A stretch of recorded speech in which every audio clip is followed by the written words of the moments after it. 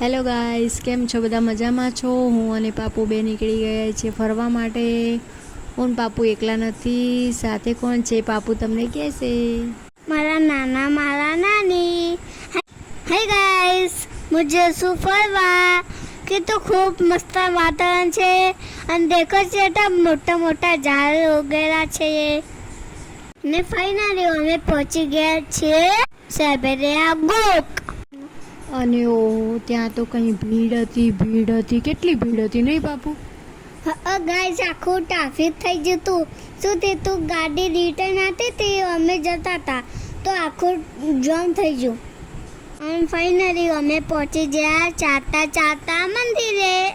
અને ત્યાં પણ ખૂબ જ ભીડ હતી મંદિરમાં એ દર્શન કરવા માટેની. ચલો ગાઈસ, મારી સાથે ગોગા મહારાજના દર્શન કરવા. ગાઈસ, ખાલી દેખો તો ખાલી ચીટી બધી ભીડ હતી અને દેખાશે પેલા સાપો ભેટે ચોથેલા.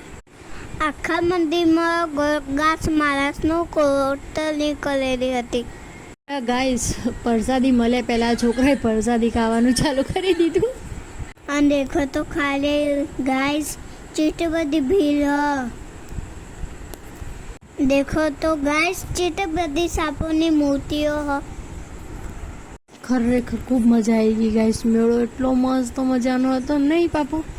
ઓવા ગાઈસ, અને રમકડું લેવાનું તો થાય ને મન તો. ગાઈસ દેખો તમને આખું મંદિર બતાવો કેટલું મસ્તાન છે. દેખો ગાઈસ, હું તો ફોટા પર બેસી ગયો. બહુ મસ્ત ફોટા આવ્યા હતા નહીં તારા?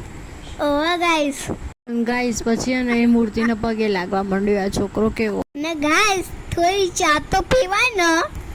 ચા પીધા વગર તો એનો મૂડ આવે ના ગાઈસ. પછી રમકડું લેવા માટે એનું મગજ દોડાવવું પડે.